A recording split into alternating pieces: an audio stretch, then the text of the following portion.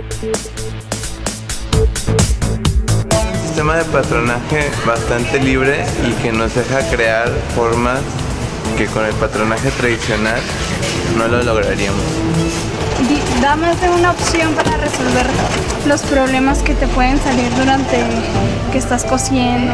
Explorar qué más podemos hacer, cuáles son las posibilidades que nos da el no tener idea a veces de lo que estamos haciendo y solo dejar que la tela nos guíe. Pero ya conforme nos fue explicando, fui aprendiendo más del curso, se me empezó a hacer más interesante y más. También crea siluetas más novedosas y puede ser un poco más juguetón y más divertido. También podrías agregarle diferente escote y hacerlo un poco más sexy, dependiendo ya de la imaginación. Pues me ha encantado, me encanta porque como yo he practicado el sistema desde hace algunos años y ahora como conocerlo y ver el sistema así en persona me ha encantado.